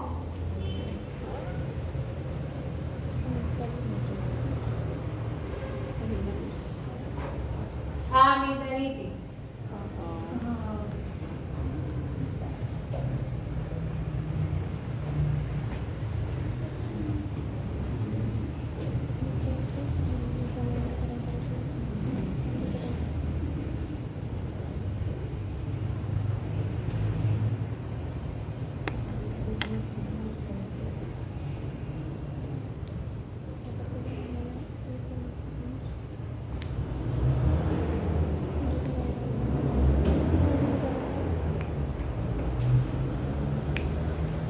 ¿En qué células estamos? 211. Ahí mencionan que es de un canino, es una tonsilitis bilateral. Los que ya tuvieron oportunidad, ¿cierto? Vamos a mirar acá de mirar un comparativo. Ahí me dijo algo Erika, pero no he mirado. Tengo como 50 mensajes, ya digo que es. A ver, comparativo con eso. Miren el tamaño de esta tonsila. Entonces, si uno mira, realmente la tonsila es pequeña, ¿cierto? Es esta estructura lanceolada que tenemos ahí. Y empecemos a comparar dimensiones con respecto a esto, ¿cierto? ¿Qué tenemos ahí? ¿Por qué puede crecer un tumor primario de células escamosas en la tonsila? ¿Qué es una amígdala o qué es una tonsila? Es agregado linfoide asociado a qué? A cavidad orofaringea. ¿Y cuál es el recubrimiento de la tonsila? Epitelio plano estratificado. Y adentro están los agregados linfoides. Entonces, en el sitio de la tonsila puede crecer, en ese recubrimiento epitelial, el carcinoma de células escamosas. ¿Cierto? Ahora miremos el tamaño de estas tonsilas. Carcinoma de células escamosas en tonsilas en cualquier especie. En cualquiera, afecta a cualquier especie. Miremos el tamaño de estas tonsilas. La superficie, ya la vieron, es pálida, un rosada pálido, es lisa y es, digamos que en los felinos eso mide como 3 milímetros de longitud por 3 milímetros de grosor. En caninos no activa como de unos 4 milímetros a 5 milímetros de longitud, pero miren el tamaño de estas tonsilas y el color. ¿Qué tenemos aquí de lesión? ¿Qué tipo de exudado? La hemorrágica, la lesión hemorrágica es menos severa, pero ¿qué más tenemos ahí? Fibrinoso, es blanquecino, está blanquecino y es necrotizante además. Cuando yo sospecho estas lesiones en caninos, pienso en adenovirus caninos, primero que sospecho es de adenovirus caninos, es tonsilitis necrotizante por adenovirus. Pero si encuentro esta lesión tonsilar en un cerdo, ¿de qué sospecho? ¿De qué habíamos dicho? Estas tonsilitis necrotizantes en cerdos, ¿con quién? Salmonela, por ejemplo, tonsilitis necrotizantes por salmonela. En cerdos también puedo sospechar de arterivirus asociado en porcinos. ¿Listo? Las lesiones por el pervirus son más hemorrágicas, Susan. Si hay lesiones en tonsila por el pervirus son más hemorrágicas, ¿listo? No son necrotizantes ni fibrinosas. Salmonella sí me produce en cerdos esta lesión. Recuerden que en cerdos la lesión es difusa, no está bilateral como lo vemos en esta imagen, sino difusa. Y los famosísimos linfomas o linfosarcomas tonsilares. Este es un tamaño, digamos, moderado de linfoma. Hay linfomas que llegan a alcanzar un tamaño muy similar al del carcinoma escamoso que vimos en la otra imagen. Linfomas tonsilarios. No necesariamente afecta a las dos tonsilas, puede ser unilateral. Acá están las dos ya activas con la linfoproliferación. Ahí es, profe, ahí es No, recordemos que los procesos proliferativos son alteraciones del código genético, ¿no? Son por sustancias carcinogénicas. Si esto no fuera un gato, sino un bovino, yo sospecharía, por ejemplo, de helecho macho, porque el helecho macho tiene una sustancia carcinogénica que me produce carcinoma. Hay en tonsilas, en lengua, en esófago, en rumen, en vejiga y fuera de un rumiante. El helecho macho tiene una sustancia carcinogénica. Ahí esos carcinomas pueden llegar a obstruir ya Todo lo que pasa con estas lesiones tumorales afectan, uno, el proceso de inspiración, ¿cierto? Es obstructivo y hay disfagia por alteración en la deglución. El animal no puede pasar alimento, entonces que detecta que ha perdido progresivamente peso. Y otra característica es la alisopsia. Hay bastante malo. Y la pérdida progresiva de peso. Otra lesión en lengua que tenemos aquí es estas glositis que son fibrosantes, una glositis crónica. La lesión primaria que nosotros encontramos por Actinobacillus linearis es una lesión de tipo fibromatoso, una lesión primaria fibromatosa. Por ahora no me gustan estos salones de aquí porque se escucha de todo. Es una lesión multinodular fibromatosa. Con el tiempo una lesión se vuelve una lesión fibrosante. Ahorita no falta que pase el señor vendiendo algo. Y con el tiempo esta lesión se me vuelve fibrosante. Mire cómo empieza la lesión, es fibromatosa inicialmente con esos nódulos y se vuelve fibrosante. Por eso la enfermedad se conoce como enfermedad de la lengua de madera.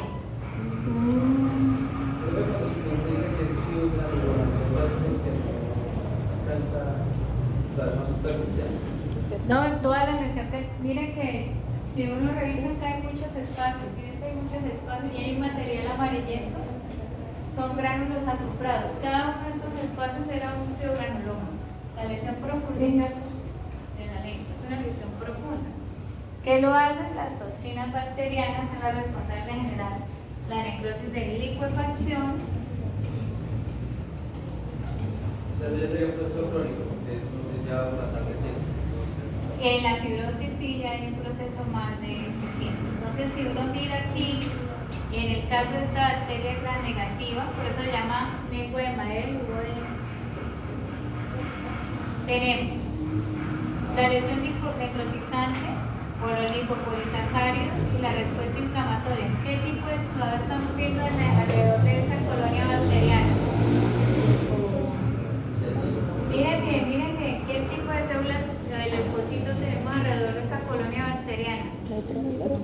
Neutrófilos. Entonces son procesos que se acompañan con exudado supurativo. Con el proceso de cronicidad se activan los macrófagos en las células epiteliales y aquí no alcanzamos a ver, alrededor de esta lesión hay células multinucleares. Entonces es un fibrogranuloma. Cada lesión fibrogranulomatosa se llena de este material amarillento que lo conocen como gránulos de azufre, esos que estamos viendo ahí amarillentos. Y con el tiempo la lesión termina fibrosándose. Ustedes saben que ese material fibroso tiene ese aspecto blanquecino y está reemplazando tejido muscular. ¿Listo? Como dijo profe, lo de azufre. Gránulos de azufre, así le llaman por el aspecto que tiene. Pero es de la lesión fibrogranulomatosa.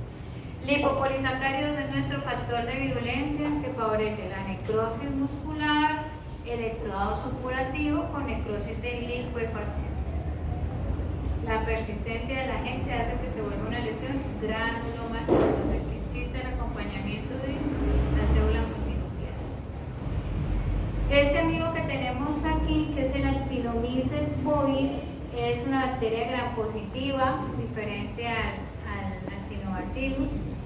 Es una lesión que inicia también en tejidos blandos, puede afectar lengua, pero el problema de este amigo es que la lesión de continuidad termina afectando hueso, entonces no se queda solamente ahí en tejido muscular, afecta el tejido óseo, por eso estamos viendo la asimetría, este aspecto de la vista dorsal de la cabeza.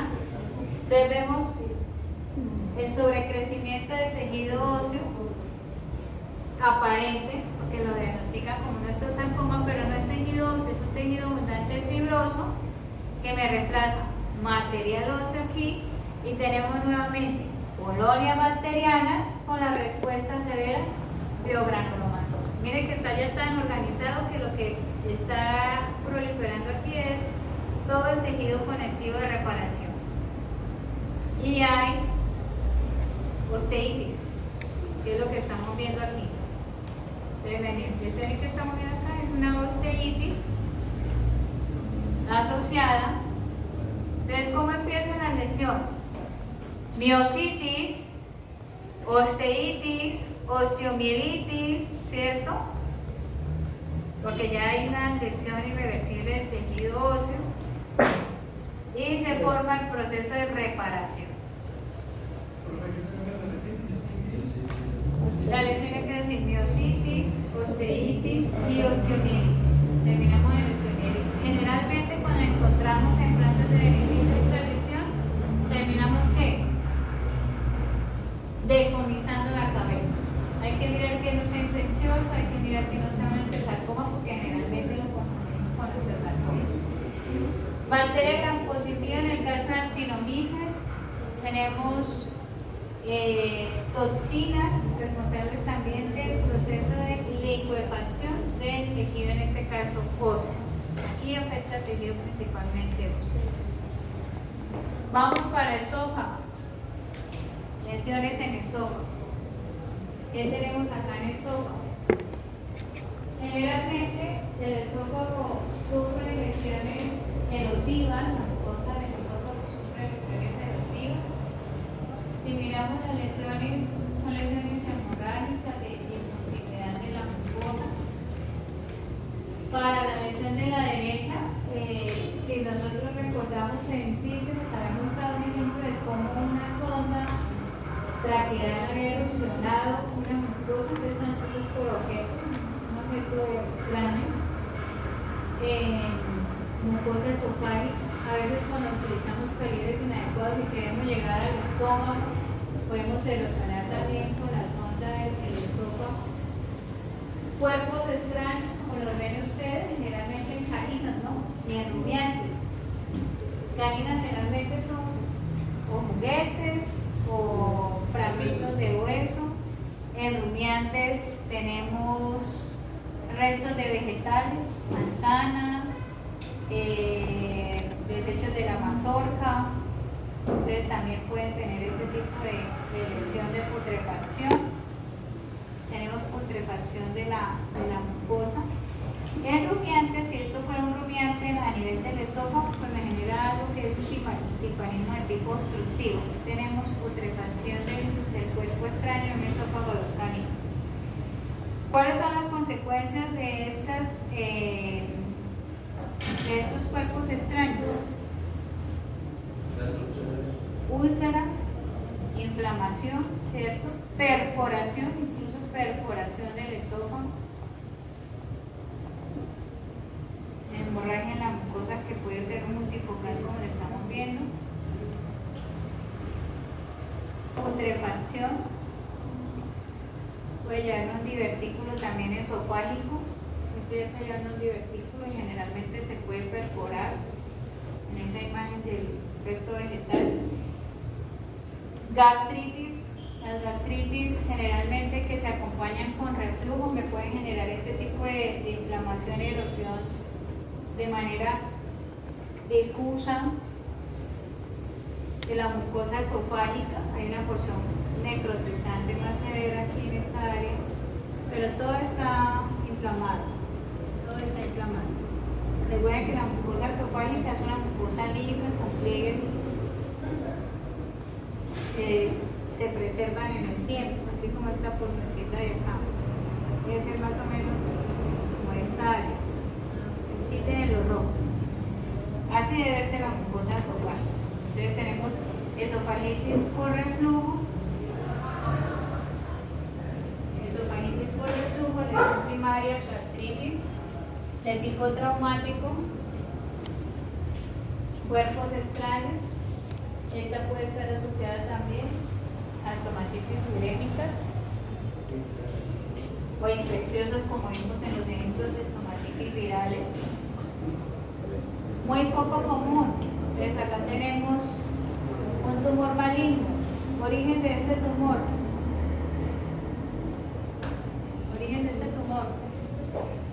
Origen celular. Fibrosarcoma. ¿Origen cuál? Van a ver. Mesenquimal. Me toca leer los labios. Mesenquimal. Origen mesenquimal maligno. Y ahí este es el tumor. Una proliferación difusa de fibroblastos. Y está asociado a espirocerca. Acá tenemos el agente infeccioso. Generalmente el espirocerca se enquista en el tejido de la musculatura esofágica, acá está el epitelio esofágico, y hace una lesión por persistencia de tipo proliferativo maligno, mesenquimal, como el fibrosarcoma. Esta hipertrofia idiopática esofágica, entonces ahí tenemos la diferenciación tanto en el lumen como en el grosor de la pared esofágica. Normal, engrosa más y veas estenosis luminal esofágica, que es lo que estamos viendo en el corte trapezal. Generalmente es común en equinos, muy raro en otras especies. Reportan de pronto en algunos porcinos, caninos. Esta hipertrofia idiopática esofágica está muy poco reportada, principalmente en equinos. ¿Listo? Equinos.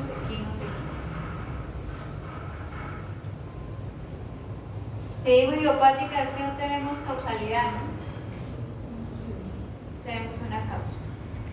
Puede facilitar reflujo, llenado rápido de la saciedad, hay una sensación rápida de saciedad. El animal tiende a perder peso progresivamente. Megaesófago, nosotros tenemos varias causas de megaesófago. El megaesófago, como ustedes saben, y lo podemos ver acá en la imagen, es una dilatación de la pared esofágica, principalmente asociado a una alteración en la capacidad contráctil del músculo, de la musculatura esofágica, y esta incapacidad contráctil está asociada para la imagen a miastenia gravis. Miastenia gravis es una patología de tipo autoinmune y me dice que los anticuerpos están ocupando receptores de acetilcolina. Entonces, si nosotros tenemos unos autoanticuerpos que no ocupan los receptores de acetilcolina, ¿no se va a unir quién? ¿Quién no se une? Si ya están ocupados los receptores de acetilcolina.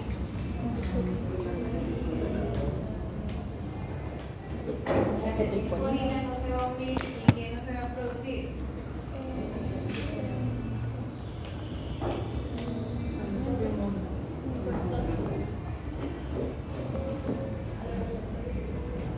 La acetilcolina no se une a los receptores muscarínicos y ¿qué tenemos como efecto?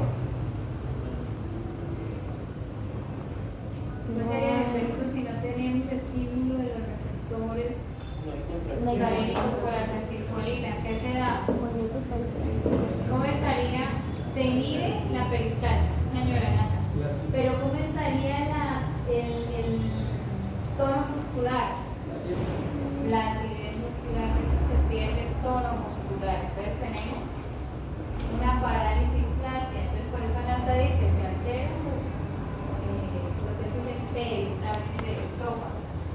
Entonces vamos a tener atonía esofágica y ¿qué se va a producir? ¿Qué pasa, Carlitos, con el bolo alimenticio? No llega al estómago, entonces se queda en la atonía esofágica. Y si no baja el estómago, ¿qué le pasa al paciente? Lo regurgita, ¿cierto? O si se queda en la luz esofágica, ¿qué le va a pasar? Se va a morir. Pero ellos generalmente hacen regurgitación de la leche. Generalmente en cachorros el animal come, una vez come, a los 5 minutos está haciendo reflujo, bota el alimento sin digerir. Tenemos el animal ansioso, come, hace nuevamente regurgitación del alimento, no llega a hacer esto.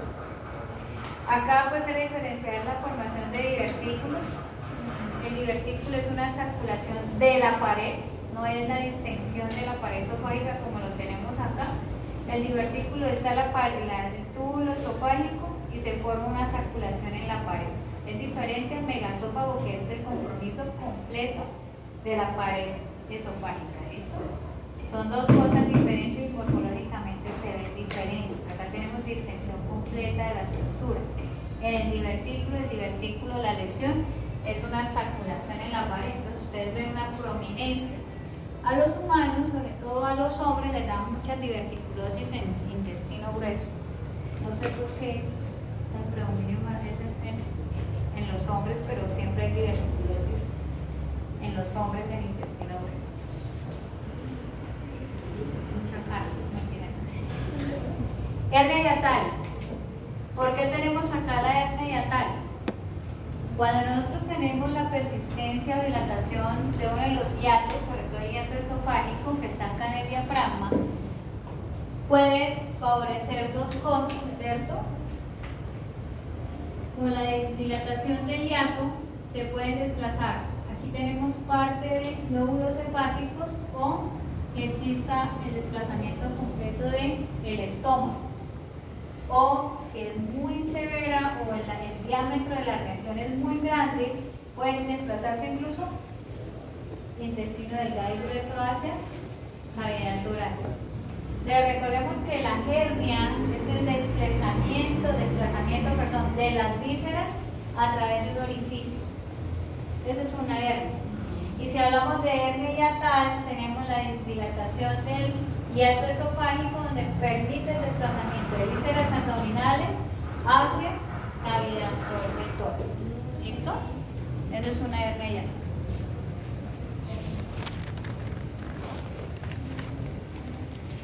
Bueno, una consecuencia de estas hernias puede ser estrangulación de lóbulos hepáticos con necrosis, puede haber obstrucción de la vesícula biliar, un paciente con ictericia. 3. Los desplazamientos de las vísceras completos hacia la cavidad torácica pueden generar asfixia en el paciente por compresión mecánica de una telestasia de tipo mecánico, ¿cierto? Todas las vísceras hacia el tórax. Generalmente, etiologías pueden ser congénitas, que existe persistencia de la hernia yatal, traumáticas, una patada, una lesión traumática de un vehículo, ¿cierto? Que rompa el diafragma, me hace la hernia yatal, que es lo más común. Y puede generar esos tipos de complicaciones. Bueno. O subclínico, dependiendo de el tamaño de la hernia yatal. Eso puede ser subclínico también en el paciente. Accidentes que me involucren la porción esofágica. Y hablamos de intususección. La intususección es el desplazamiento de una víscera hacia el lumen adyacente. Acá, ¿qué me está diciendo? Si tengo una intususección gastroesofágica, me está diciendo,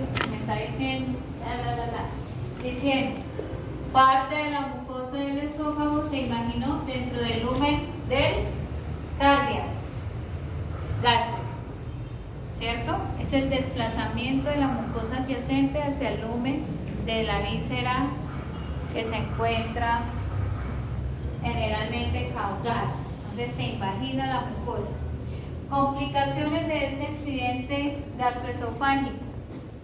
Si se me desplaza el lumen de la mucosa del esófago hacia el lumen del estómago, ¿qué pasará si está ahí cardias? Compresión mecánica. ¿Y qué le pasa a esa mucosa esofágica? Sí, una de las signos iniciales de reflujo, pero ¿qué le pasa a esa mucosa esofágica que está sufriendo presión del cardias? Isquemia y necrosis. Es una complicación grave. Inicialmente puede haber reflujo. Listo. ¿Qué puede hacer este tipo de lesiones? Un cuerpo extraño lineal, una pita, un juguete generalmente que tenga esa como orientalidad, que sea bastante horizontal. Un cuerpo extraño, por ejemplo, generalmente semillas, mamón, la semilla de las ciruelas, esas criollas, algo que genere obstrucción y que genere la inhibición de la peristalsis donde está el cuerpo extraño y se genere el desplazamiento, que me genere equilibrio paralítico ahí donde está el cuerpo extraño. Impactación esofágica. ¿Qué le falta a estos animales para que se desarrollen impactación esofágica? ¿Qué le falta? Agua. Le falta agua. Si hay reducción del consumo de líquidos, de agua, eso facilita la compactación de ese alimento, dándole la impactación esofágica. Si tenemos inflamación, ¿cierto, Andrés? Si hay inflamación también, si tenemos una miastenia grave en el esófago inicial, eso puede facilitar la impactación del esófago. Generalmente la calidad del alimento, ¿qué características tiene ese alimento? Que sea litificado, ¿cierto? Que sea muy abrasivo, brusco, eso facilita también la impactación. ¿Quién es más susceptible, que estos son más susceptibles a las impactaciones esofágicas? Rumiantes equinos, ¿cierto? ¿Qué le pasa a un equino con impactación esofágica?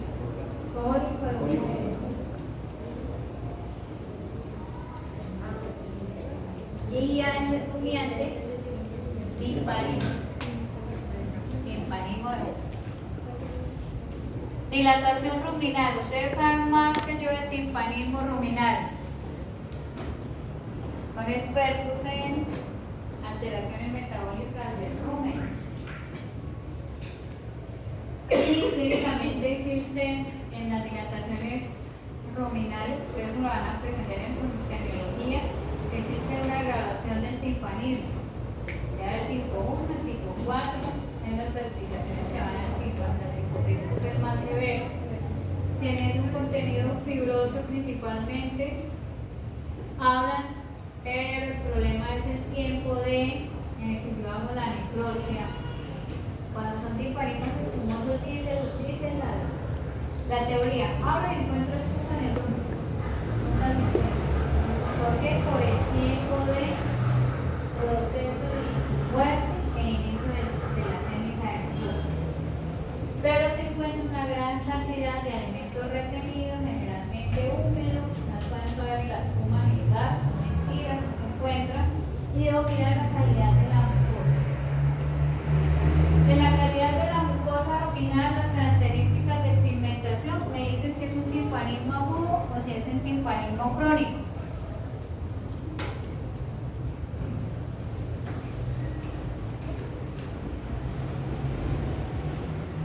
Papilomas esofágicos, el cuerpo extraño, ¿cierto?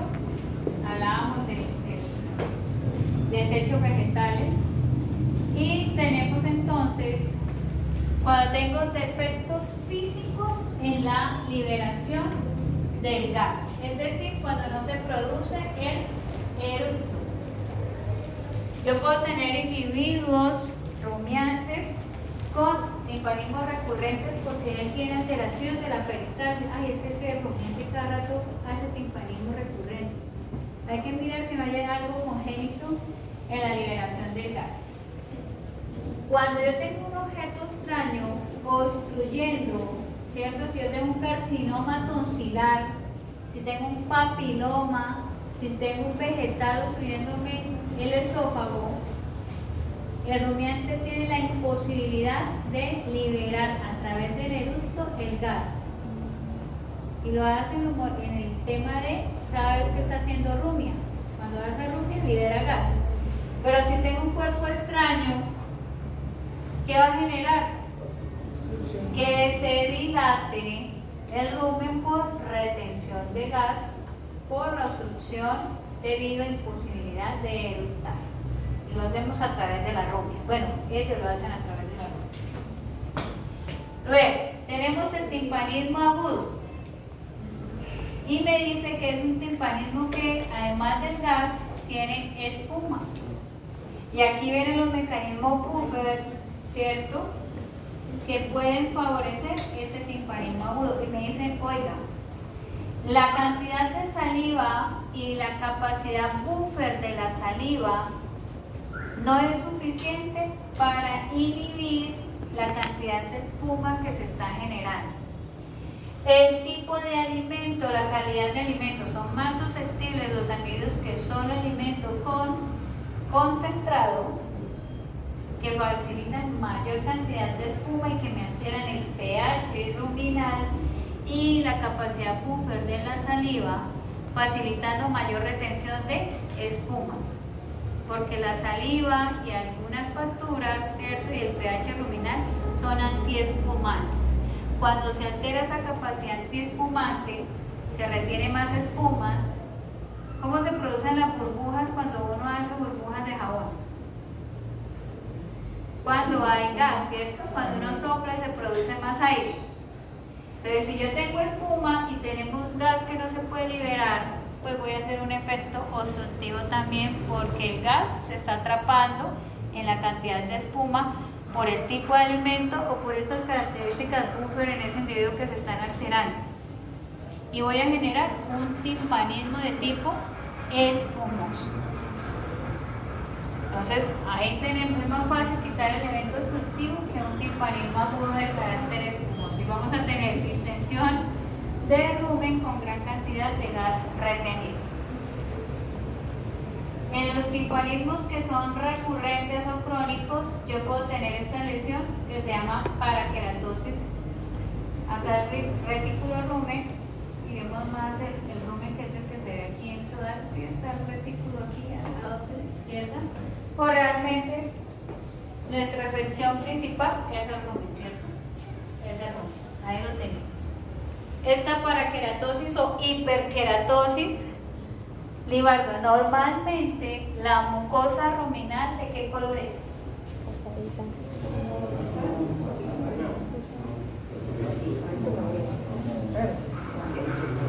Generalmente es verdecita porque hay clorofila que me la pigmenta, siempre mucha clorofila que la está pigmentando. Si no tuviéramos la clorofila, es blanca. El rumen se ve blanco. La clorofila es la que le da ese color. Si ustedes lavan bien, se ve blanco, ¿cierto? No es normal que yo tenga un rumen con pigmentación negruzca. No es normal que lo tenga de pigmentación negruzca, porque puedo tener esta hiperpigmentación, y cuando uno habla de paraqueratosis, ¿qué adaptaciones de manera simultánea se están generando?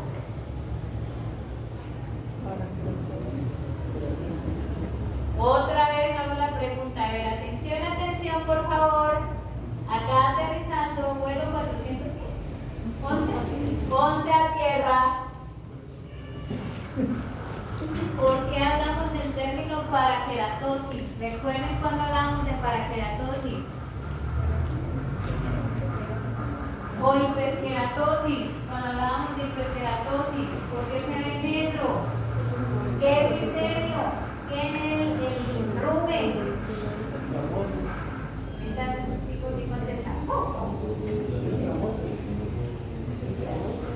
Epitelio escamoso. ¿Qué puede tener ese epitelio escamoso que favorezca esa pigmentación negruzca? Melanina. El pigmento negruzco se da por la melanina. Cuando yo tengo una persistencia timpánica, desarrollo de timpanismo, tengo inflamación, tengo adaptación con hiperplasia de los queratinocitos y tengo retención pigmentaria. Por eso tenemos una paraqueratosis que se ve de pigmentación. ¿De qué color se ve? Negro. Ahí tenemos gránulos de melanina que me están generando esta pigmentación. Y se da por el proceso recurrente inflamatorio ruminal. Ya sabemos las causas, generalmente cuerpos extraños. O mirar si hay algo congénito que está alterando el peristaltismo del rumen. También puede ser. La hiperkeratosis ruminal es un evento que me indica que es un timpanismo ¿de qué tipo? Recurrente o obstructivo, ¿sí señor? Me voy a acercar con los maletines. La profesora se cayó y queda en la grabación. Pero resulta que yo no veo macroscópicamente ningún inicio de lesión ruminal. Tienen que dormir bien para que no se duerman en clase. No vemos inicio de lesión ruminal, no tengo la paraqueratosis. Entonces, ¿qué tengo que revisar? Fenómenos congestivos. Si yo tengo un timpanismo tipo 4, ¿cierto? Están los dos espacios del jaro totalmente llenos, ¿cierto? Que ya no voy a dejar ahí, que están sobre extendido el rumen. ¿Qué voy a encontrar a nivel circulatorio? ¿Qué pasa si ese rumen me está construyendo todo el flujo de la circulación periférica hacia la circulación menor? Se vuelve lento el llenado ventricular cardíaco, pero tengo sangre retenida en la periferia. ¿Dónde la periferia? En la piel, en capilares de la mucosa. Entonces esa piel rumiante que yo veo con hemorragias en fosas nasales, todos los vasos sanguíneos de la dermis, ¿cierto? Aquí en la dermis bien inyectados congestivos. Y hay algo más fácil de ver, que es la congestión pasiva que estoy viendo en la porción cervical esofágica. Entonces miren, acá tengo, no hay retorno de la sangre venosa, pero sí tengo retención de sangre arterial y venosa hacia craneal. Tengo retención de sangre en la porción cervical esofágica, hemorragias traqueales secundarias, tengo atelectasia difusa pulmonar, nódulos cianóticos pulmonares y no hay retorno hacia circulación central. Entonces tengo congestión severa difusa esofágica y esta línea de separación que no me hace retorno venoso hacia la circulación central me está diciendo que se llama línea timpánica. Esto se llama línea timpánica. ¿Listo? Lo que está diciendo aquí. Entonces tenemos que ir a revisar, vea, muy rápido reviso si tengo atelectasia pulmonar, un pulmón que no está insuflado, allá los lóbulos están cianóticos, y tengo la línea timpánica, que es un proceso congestivo por alteración de no hay retorno venoso hacia la circulación menor.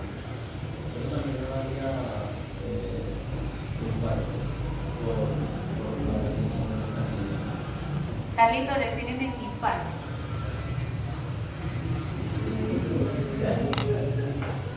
¿Qué es un infarto?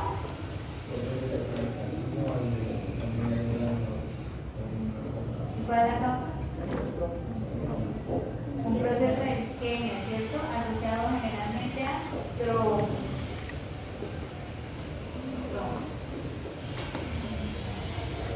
Eso puede generar muchas alteraciones en un paciente con timpanismo, en un rumiante con timpanismo, que otros hallazgos macro pueden encontrar, macro, además de hemorragias, de cianosis.